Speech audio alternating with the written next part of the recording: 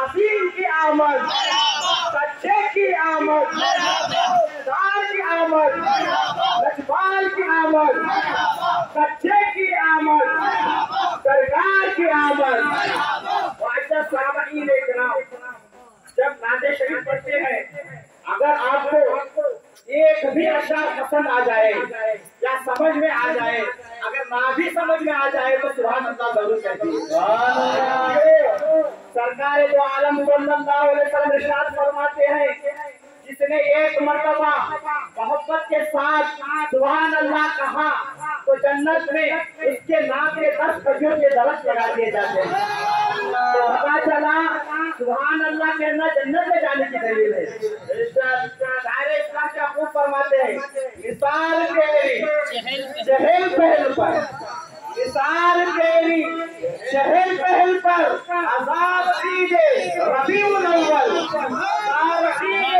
ربیع الاول، سوائے ابلیس کے جہاں میں سبھی تو خوشیاں منا رہے ہیں، سوائے ابلیس کے جہاں میں سبھی تو خوشیاں منا رہے ہیں۔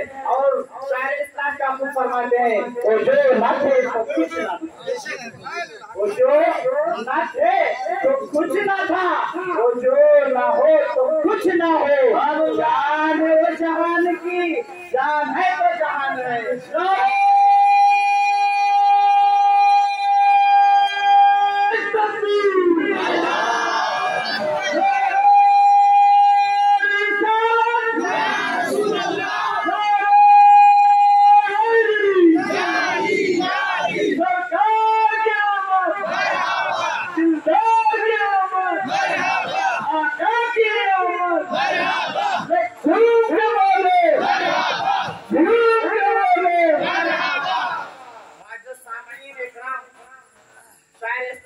فرماتے ہیں، سنا ہے آپ ہر عاشق کے گھر تشریف لاتے ہیں، یا رسول اللہ سنا ہے آپ ہر عاشق کے گھر تشریف لاتے ہیں، میرے گھر میں بھی ہو جائے، اس محفل میں بھی ہو جائے، چلانا یا رسول اللہ۔